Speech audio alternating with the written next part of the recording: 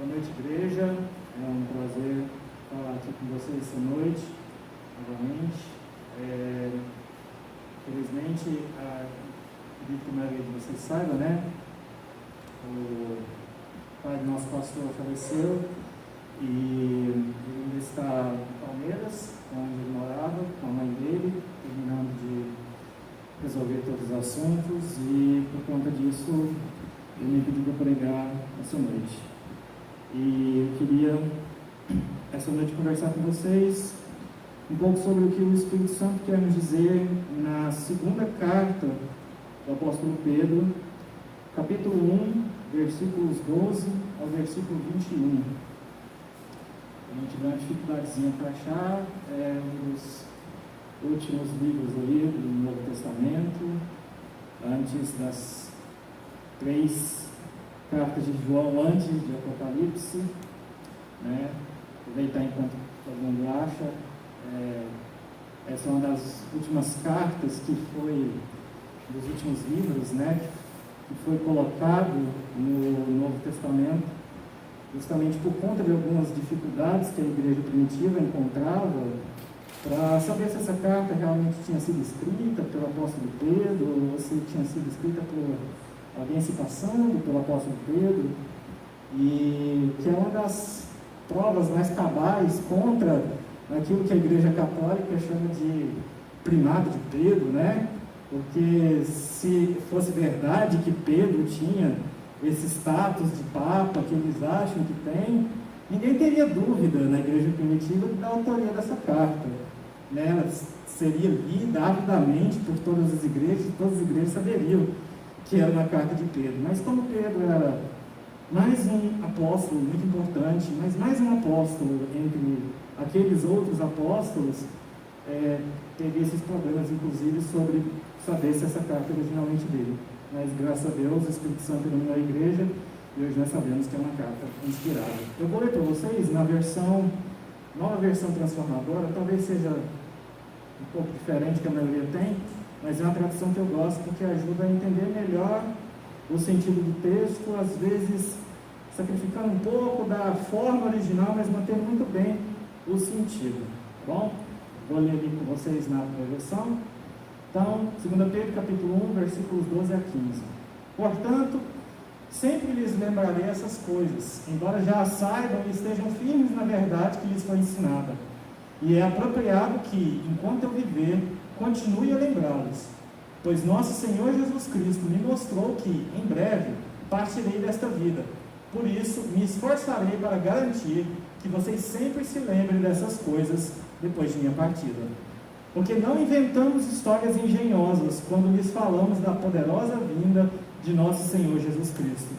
Vimos com os próprios olhos o seu esplendor majestoso, quando ele recebeu honra e glória da parte de Deus, o Pai. A voz da glória suprema de Deus lhe disse: este é meu Filho amado, que me dá grande alegria. Nós mesmos ouvimos essa voz do céu, quando estávamos com ele no Monte Santo. Acho que cortou. Além disso, temos a mensagem que os profetas proclamaram, que é digna de toda confiança. Prestem muita atenção ao que eles escreveram, pois suas palavras são como lâmpada que ilumina um lugar escuro, até que o dia clareie e a estrela da manhã brilhe no coração de vocês. Acima de tudo, saibam que nenhuma profecia nas Escrituras surgiu do entendimento do próprio profeta, nem de iniciativa humana. Esses homens foram impulsionados pelo Espírito Santo e falaram da parte de Deus.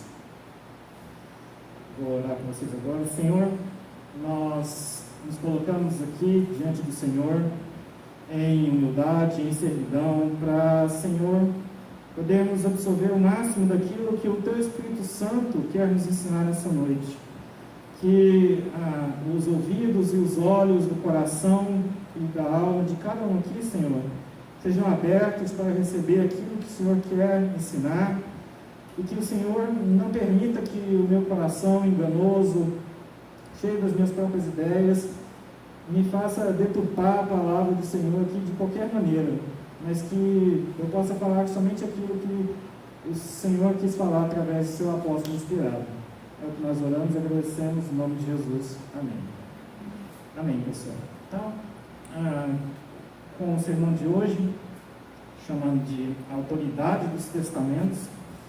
Foi em parte, na verdade, uma parte inspirado, porque, não sei se todo mundo está aqui sabe, mas o nosso pastor está pregando em Malaquias, né, que é o último profeta do Antigo Testamento, né, o último livro profético do Antigo Testamento. E quando ele iniciou essa série de mensagens do profeta Malaquias, ele iniciou contando uma história interessante, que um jovem chegou nele e eles conversando sobre Bíblia, ele falou que esse negócio de contribuir com a igreja, de dar dízimo, dar oferta, como queira chamar, isso não tem mais validade hoje para a gente, porque isso é coisa do Antigo Testamento. E o Antigo Testamento é coisa de judeu. E nós somos cristãos. Portanto, para os cristãos, que somos nós, só vale o Novo Testamento. A gente tem que esquecer o Antigo Testamento. E, irmãos, infelizmente, é relativamente triste, assim, que a gente ainda hoje, na igreja, a gente ainda tem que esclarecer esse ponto de que não existe coisa que não tem mais autoridade na Bíblia, que a Bíblia como um todo ainda é autoridade para nós. Compreender como cada coisa, tanto no Novo quanto no Antigo, se aplica a nós, é outra história. Mas dizer que metade, na verdade nem metade, porque 2/3 dos livros da Bíblia são do Antigo Testamento. Então dizer que 2/3 da Bíblia que vocês têm não tem mais autoridade, é o que a gente chama na igreja de heresia. É o que a gente chama de um ensino que, de tão errado, ele compromete a mensagem do Evangelho como um todo. Não é meramente um erro, não é uma divergência, mas é uma ideia que pode comprometer a igreja como um todo. E essa ideia de que o Antigo Testamento é coisa de judeu e só vale para a gente o Novo Testamento, aparentemente pode soar como uma ideia recente, se você é alguém que está na igreja já faz algum tempo, porque você vê crente questionando o Antigo Testamento, é algo, como a história do pastor revela, de gente mais jovem, e isso tem um fundo de verdade. E nações que eram outrora bastante cristãs, com estatísticas da religião cristã bastante grandes, com missionários, com teólogos bastante relevantes no dia, como os Estados Unidos e a Europa, essas ideias surgiram lá, mais ou menos ali século XVIII, século XIX. E a introdução e a disseminação dessas ideias na sociedade como um todo fez com que todas essas estatísticas positivas sobre a religião cristã caíssem vertiginosamente nesses países, a ponto de que hoje Europa e Estados Unidos são o que a gente chama de nações pós-cristãs. São nações que um dia foram majoritariamente cristãs e hoje não são mais. E talvez a mais central, se não a central ideia que se popularizou nesses países para fazer com que o cristianismo tivesse essa queda vertiginosa, é que a Bíblia não tem mais autoridade. É que a Bíblia não tem autoridade sobre a minha vida e que a Bíblia não deve ter autoridade sobre nada. Nem sobre a igreja. Que as verdades que a Bíblia tenta mostrar, na verdade, são coisas muito maiores do que a Bíblia pode dizer. A Bíblia é um livro cheio de erros, cheio de falhas humanas, e que a gente, na verdade, tenha que pensar só na evolução do ser humano e várias outras coisas que talvez um dia a gente converse aqui. Mas essa foi uma das ideias, e sem dúvida, uma das sementes que fez com que essa ideia brotasse e ganhasse local, porque vocês vão de convir comigo que você chegar com essa ideia de não acredita mais na Bíblia, qualquer um vai falar, opa, peraí, não é assim, né? Qualquer um assustaria se essa ideia fosse introduzida desse jeito. Não, ela é introduzida paulatinamente com ideias menores, como essa de que o Antigo Testamento não tem mais validade para a gente. Então, são pequenas ideias que juntas vão deixando o ambiente mais suscetível para essas heresias ainda maiores. Então, o que eu pretendo demonstrar aqui com esse sermão é de que não existe base no Novo Testamento para nenhum tipo de anulação do Antigo, porque o Novo Testamento, ele diz que a sua autoridade, que ele tem autoridade, porque o Antigo tinha. Porque a mesma autoridade que deu, né, autoridade ao Antigo e ao Novo foi a mesma, que foi Deus. E talvez vocês falem, bom, mas por que eu vou pregar isso, né? Por que eu vou pregar que a Bíblia tem que ter autoridade numa igreja cristã, né? Talvez tenha aqui um ou outro que não é crente, mas por que vai pregar isso? Aqui todo mundo já não é crente, aqui todo mundo já não acredita. Bom, eu vou deixar o apóstolo Pedro responder por mim. Ele diz lá nos versículos 12 até o versículo 15: portanto, sempre lhes lembrarei estas coisas, embora já saibam e estejam firmes na verdade que lhe foi ensinada. E é apropriado que, enquanto eu viver, continue a lembrá-los, pois nosso Senhor Jesus Cristo me mostrou que em breve partirei desta vida. Por isso, me esforçarei para garantir que vocês sempre se lembrem dessas coisas depois de minha partida. Irmãos, ali no versículo 12, o apóstolo diz: sempre lhes lembrarei estas coisas. Que coisas? Bom, tem que ler o contexto, né? Eu não trouxe a perícope inteira, mas se os irmãos voltarem um pouco, vocês vão ver que do versículo 3 até o versículo 11 do capítulo 1, ele está discorrendo basicamente sobre permanecer firme na fé, por causa do conhecimento de Jesus que já tinha sido transmitido. Ou seja, é algo basicamente óbvio. Se você está escrevendo para uma igreja, você está escrevendo para pessoas que supostamente estão perseverando, né? Então lá no versículo 3, que é depois da saudação de Pedro, ele diz: Deus, com seu poder divino, nos concede tudo de que necessitamos para uma vida de devoção, pelo conhecimento completo daquele que nos chamou para si por meio de sua glória e excelência. Então aqui Pedro está querendo dizer que ele está lembrando de coisas que os crentes já sabiam, porque senão eles não seriam crentes. E ele está dizendo: eu sei que vocês sabem, mas eu quero lembrar vocês. E muito mais do que isso, ele estava à beira da morte. Ele estava prestes a ser martirizado. Não sei se todo mundo sabe, né? Mas o apóstolo Pedro foi morto, crucificado de cabeça para baixo, porque não se considerava digno de morrer crucificado de cabeça para cima, igual Jesus Cristo foi.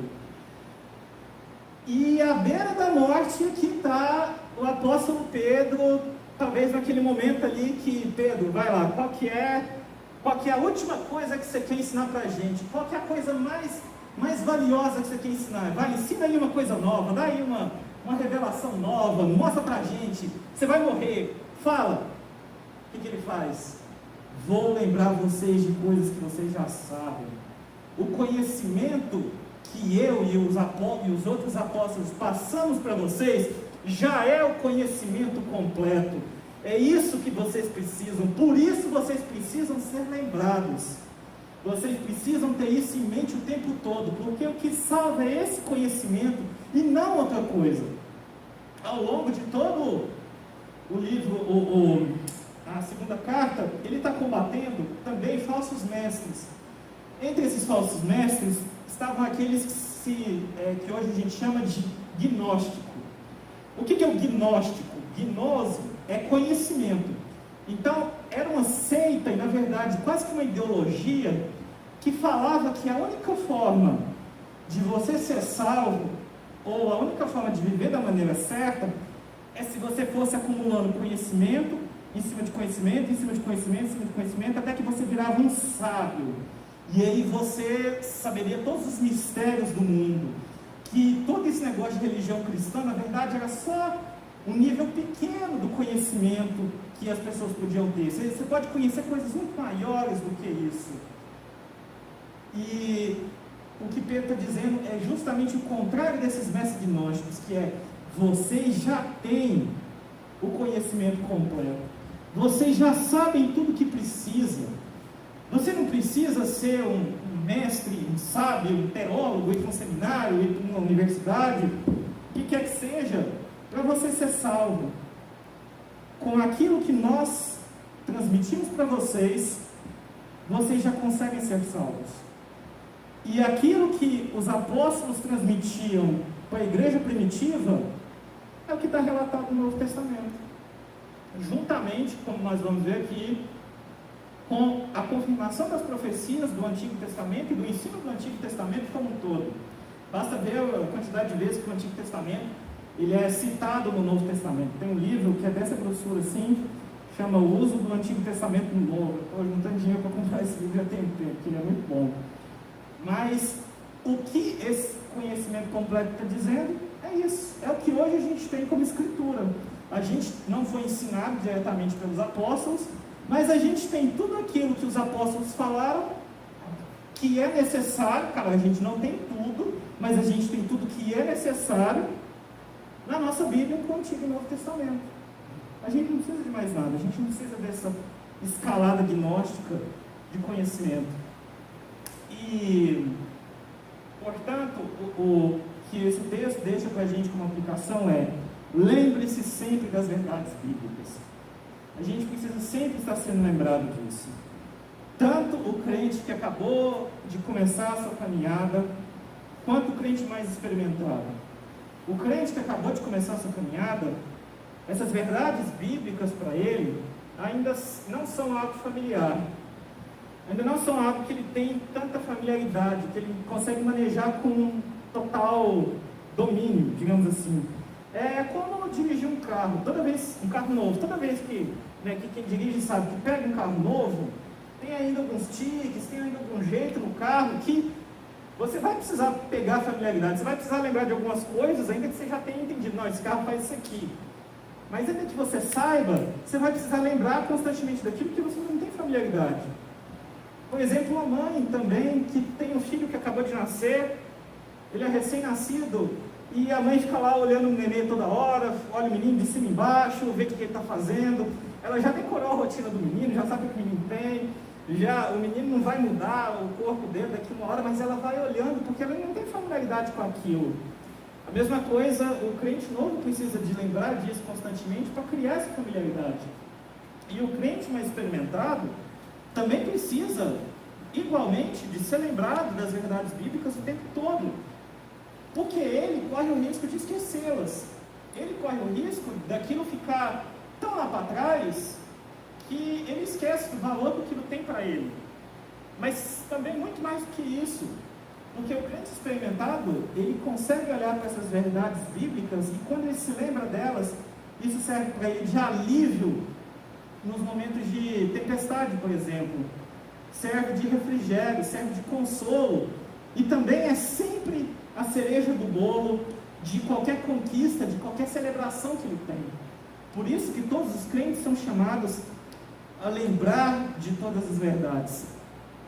E antes da gente prosseguir, quero só fazer um adendo sobre o que na Bíblia se diz que é lembrar. Talvez hoje, com a nossa sociedade extremamente ocidentalizada, até meio cientificista, quando eu falo lembrar, talvez você possa pensar simplesmente em acessar um arquivo da minha memória e pegar, né? Simplesmente, é uma coisa que eu sei, mas eu estou só recordando. Mas na Bíblia, lembrar não é meramente isso, não é meramente resgatar uma memória. Na Bíblia, lembrar está associado com agir, está associado com obedecer, está associado com compreender de verdade, está associado com agir com a motivação correta. Por isso que aqui, né, só nesses 4 versículos, Pedro fala 3 vezes o verbo lembrar, né? Lhes lembrarei, continuarei a lembrá-los, sempre se lembrem. E para mostrar isso, eu pego um texto de Deuteronômio, capítulo 8, versículos 1 e 2, que a gente tem a palavra obedecer e a palavra lembrar colocado quase que em paralelo. Lá Moisés diz: obedeçam cuidadosamente a todos os mandamentos que hoje lhes dou. Assim vocês viverão e se multiplicarão, e entrarão e tomarão posse da terra que o Senhor jurou dar a seus antepassados. Lembrem-se de como o Senhor, seu Deus, os guiou pelo deserto estes 40 anos, humilhando-os e pondo à prova seu caráter, para ver se vocês obedeceriam ou não a seus mandamentos. Então aqui o lembrar e o obedecer e o praticar, eles estão intrinsecamente ligados. Não dá para separar o que a Bíblia chama de lembrança de um agir, de um colocar em prática, não meramente um trazer à memória. Mas também, quando a gente olha para o contexto maior da carta de Pedro, a gente vê que lembrar os irmãos daquilo serve não somente para fortalecê-los, serve não somente para mantê-los na fé, mas serve também para protegê-los. Quando você faz com que a sua congregação se lembre constantemente daquelas verdades que já foram ensinadas para ela, você protege essa congregação contra os falsos mestres, porque a pregação da verdade combate a mentira. E é aqui que o apóstolo Pedro vai dizer, vai se contrapor ainda mais a esses falsos mestres que já estavam começando a se infiltrar dentro da igreja. Ele diz lá no versículo 16 até o 18: porque não inventamos histórias engenhosas quando lhes falamos da poderosa vinda de nosso Senhor Jesus Cristo. Vimos com os próprios olhos seu esplendor majestoso, quando ele recebeu honra e glória da parte de Deus o Pai. A voz da glória suprema de Deus lhe disse: esse é meu filho amado, que me dá grande alegria. Nós mesmos ouvimos essa voz do céu quando estávamos com ele no Monte Santo. Então, aqui Pedro mostra de onde é que vem a autoridade dele. De onde é que vem a autoridade dele como apóstolo, para ensinar o que ele ensinava e para escrever essa carta e para escrever talvez tantas outras que ele tem escrito ao longo da vida dele. A autoridade dele era Jesus Cristo. Era a única coisa na qual ele podia embasar qualquer autoridade que ele tinha. Ele diz 3 vezes verbos, né, relativos ao verbos na primeira pessoa do plural, né, no nós, né, colocando-se ele junto, mas querendo dizer todos os outros apóstolos também, que tem a ver justamente com ter presenciado Jesus de forma direta. Vimos com os próprios olhos, nós mesmos ouvimos essa voz quando estávamos com ele. Pedro não recorre à própria sabedoria, não tinha como.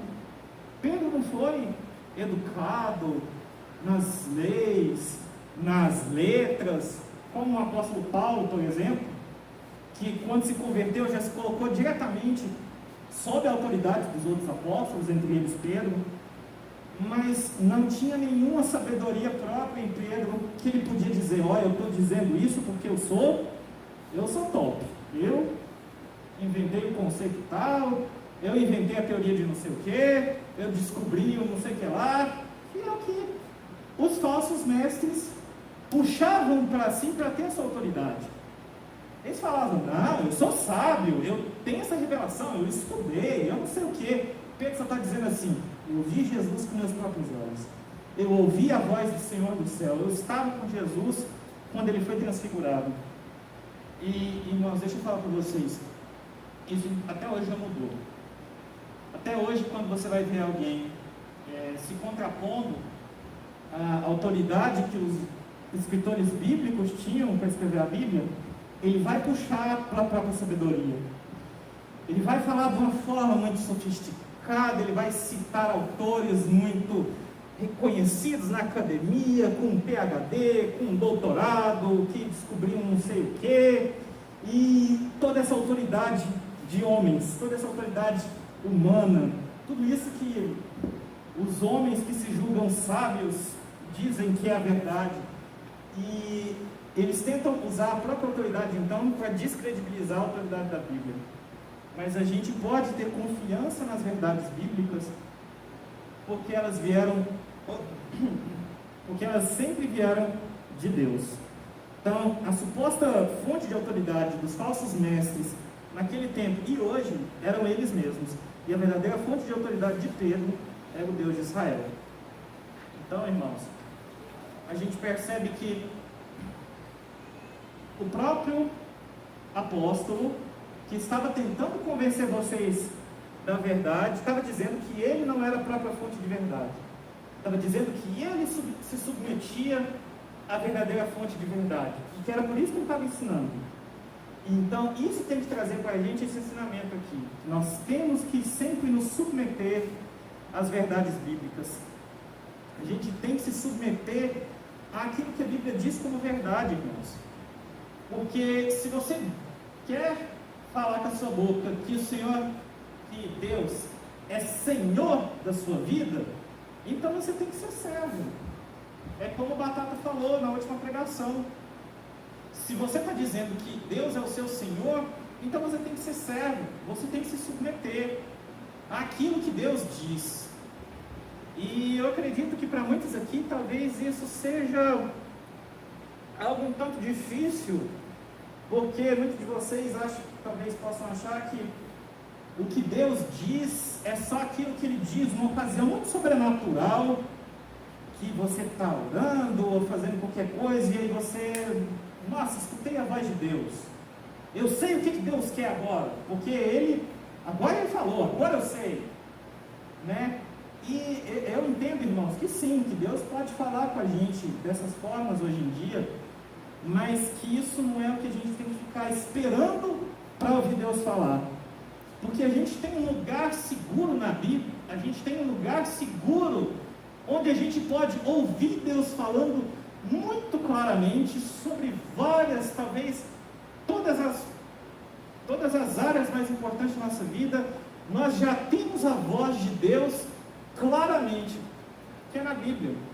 A gente não precisa ficar, nossa, o que será que Deus quer?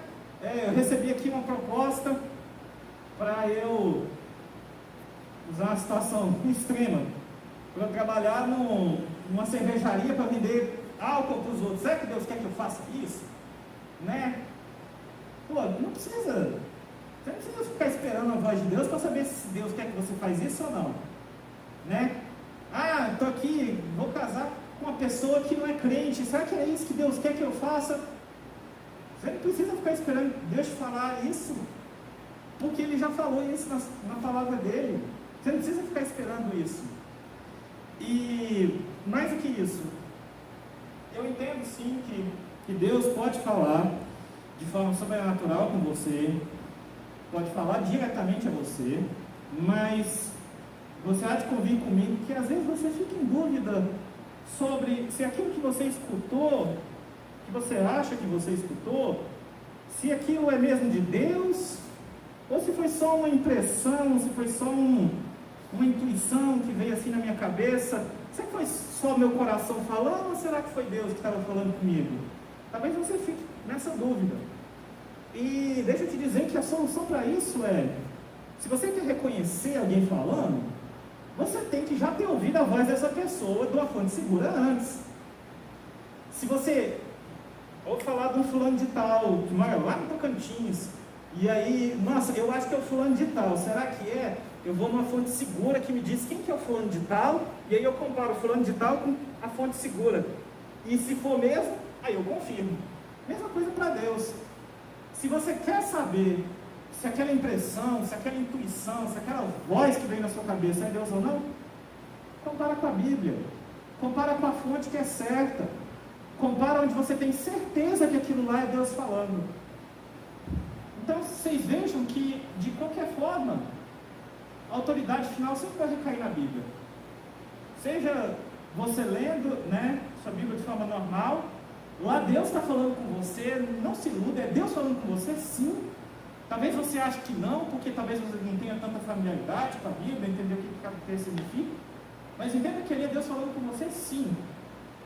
Ah, não, mas eu quero escutar Deus em voz alta. Bom, pode ler a Bíblia em voz alta, pode ler a Bíblia no áudio, está tranquilo. Mas leia a sua Bíblia e se submeta a ela. E o fato de o próprio apóstolo estar submisso à verdade da Bíblia é algo que ele apoiava. A gente pode ver na história dos bereanos que os próprios apóstolos elogiavam as pessoas que escutavam o que eles falavam e comparavam com a Bíblia para ver se era verdade. Por isso que ele fala que não está inventando. Olha a história dos bereanos, lá em Atos 17, 11 e 12. Os judeus que moravam em Bereia tinham a mente mais aberta que os de Tessalônica e ouviram a mensagem de Paulo com grande interesse. Todos os dias examinavam as Escrituras para ver se Paulo e Silas ensinavam verdade. Como resultado, muitos judeus creram, assim como vários gregos de alta posição, tanto homens quanto mulheres.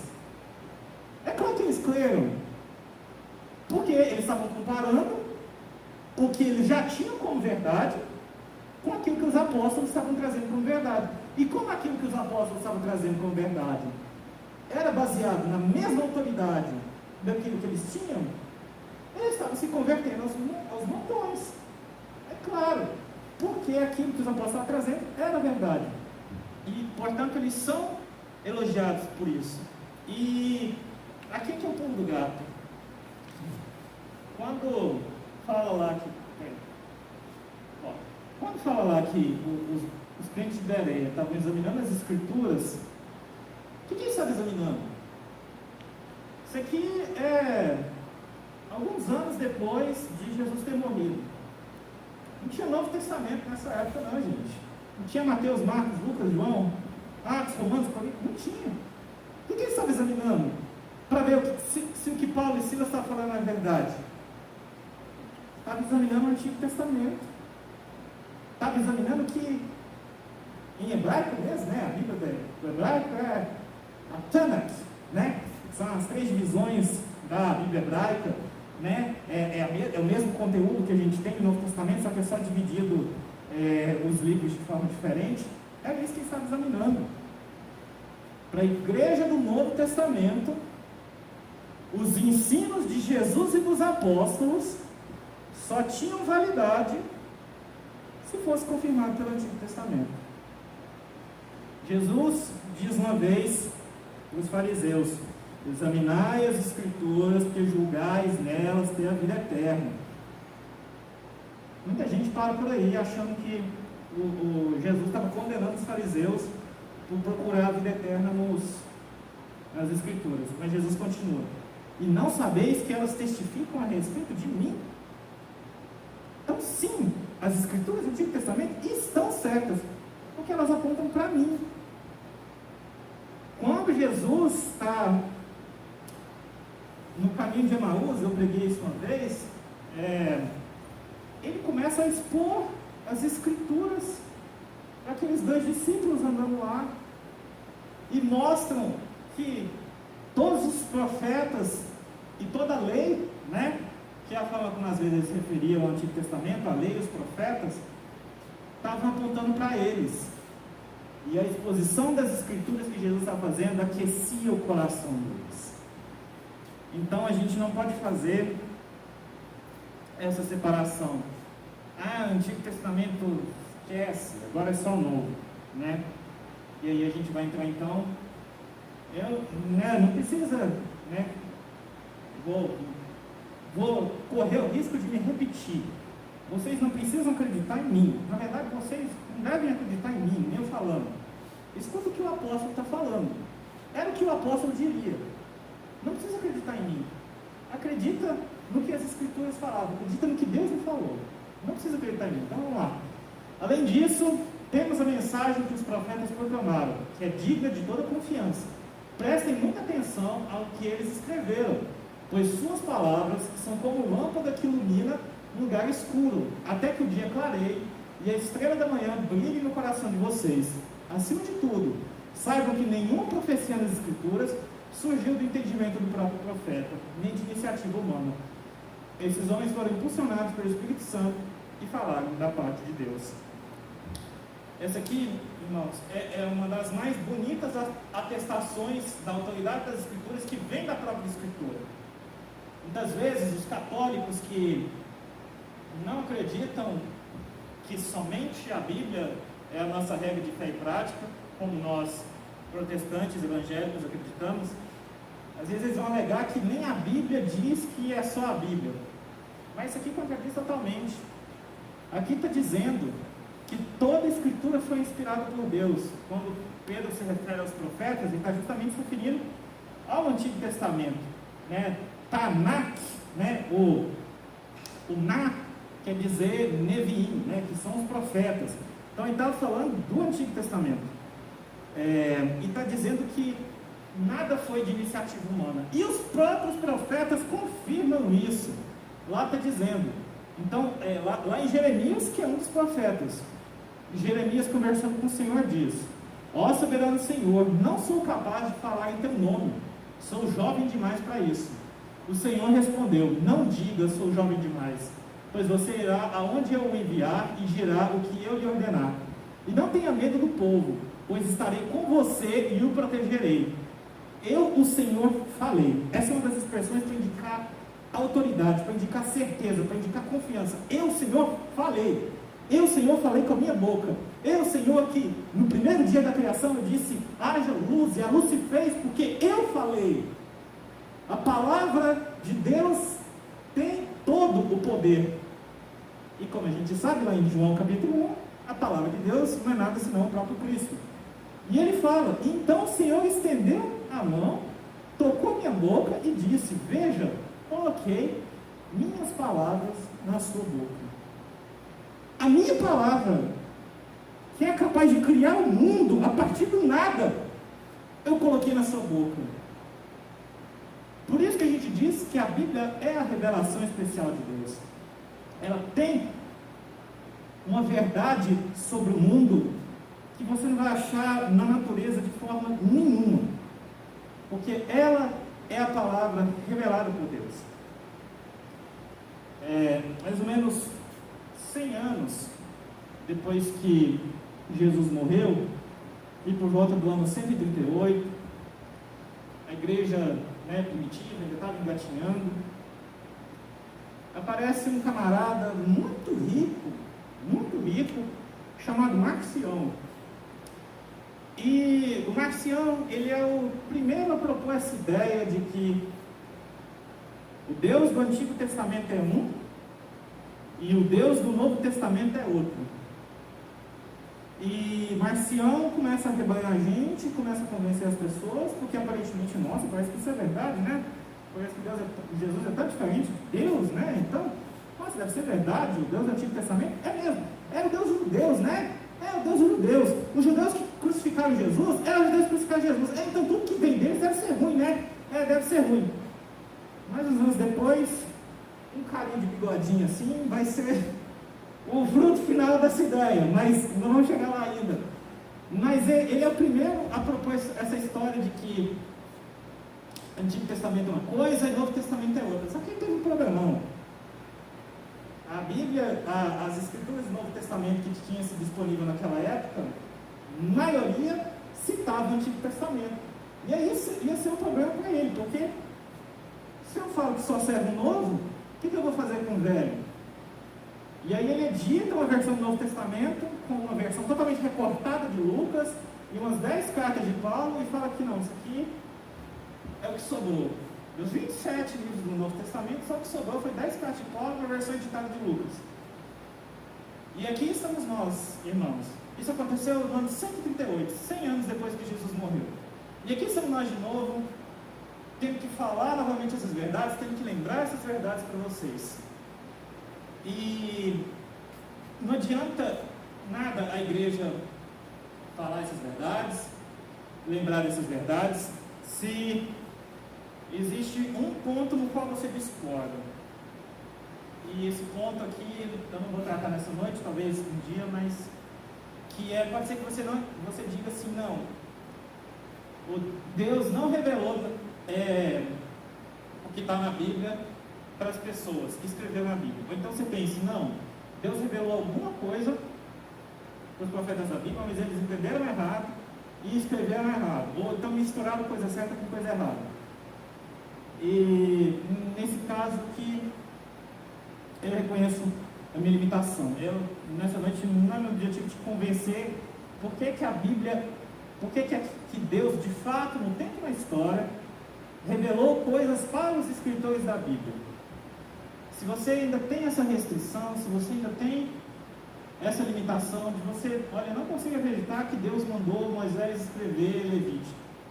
Olha, eu não consigo acreditar que Deus mandou Paulo escrever Romanos. Eu só lamento por uma coisa, porque, de novo, igual os mestres gnósticos, é você que está sendo a sua fonte de autoridade. Você está confiando demais em você. Você está desconfiando do testemunho da igreja durante todos esses séculos e está dizendo que não foi não. Eu espero que você tenha muita base para dizer isso, porque isso vai decidir a sua vida eterna. Mas eu também quero te dizer que, se você não acredita que a Bíblia é a palavra inspirada de Deus, que a Bíblia tem autoridade para e sobre você, que eu não vou conseguir convencer você nessa noite, e deixa eu dizer que você também não vai conseguir se convencer. Eu conheço pessoas que viram para mim e dizem: nossa, Guilherme, eu queria tanto ser crente, só que eu não consigo acreditar na Bíblia. Olha, umas coisas tão esquisitas assim, eu não consigo acreditar, e por causa disso eu não consigo ser crente. E elas são certas. O convencimento de que a Bíblia é a palavra de Deus, o convencimento de que tudo que está registrado na Bíblia é de fato real e tem de fato uma importância para a sua vida, esse convencimento é só o Espírito Santo que pode fazer. Novamente, não sou eu que estou falando, agora é Jesus, né? Como Pedro fala, né, que os escritores dos testamentos foram inspirados por Deus. Também o nosso convencimento de que eles foram inspirados pelo Espírito Santo vem do próprio Espírito Santo. Ele diz lá em João 3, de 5 a 6. Jesus respondeu: eu lhes digo a verdade, ninguém pode entrar no reino de Deus sem nascer da água e do Espírito. Os seres humanos podem gerar apenas vida humana, mas o Espírito dá à luz a vida espiritual. Então a minha oração nessa noite, se esse é o seu caso, é para que o Espírito Santo te convença, para que o Espírito Santo quebre essa dureza do seu coração, para que o Espírito Santo tire essa incredulidade do seu coração, e que você pode, irmão, nessa noite, se você quiser, pedir para o Espírito Santo vir fazer isso com você. Quando apareceu um homem que tinha um filho endemoniado para Jesus curar esse filho, o que Jesus responde tudo é possível a quem tem fé. Você tem fé?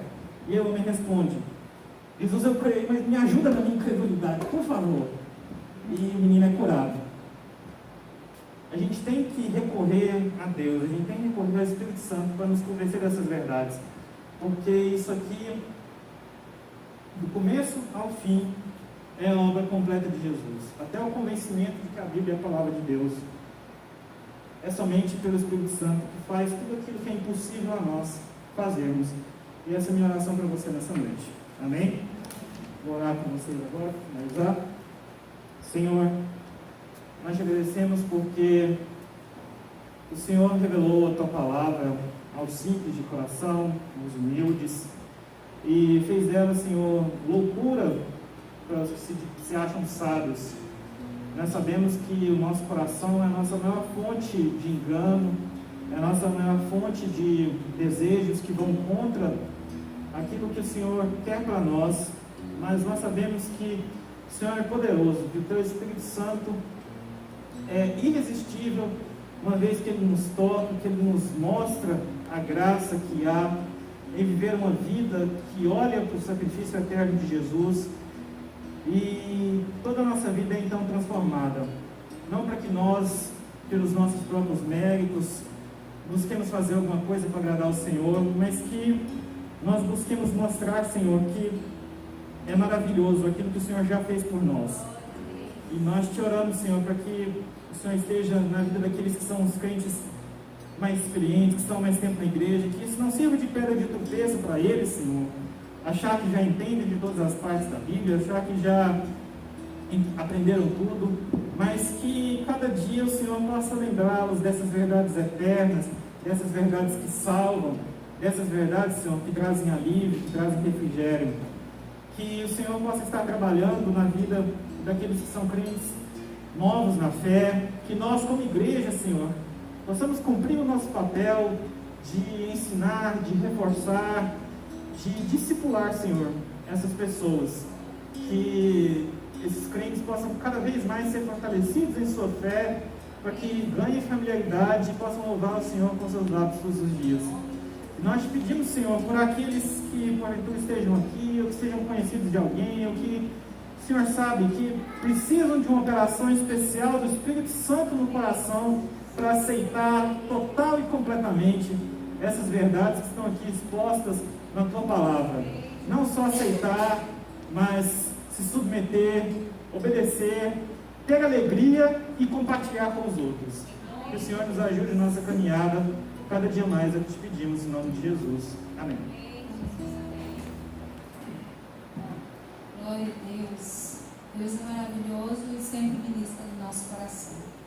Vamos nos colocar de pé.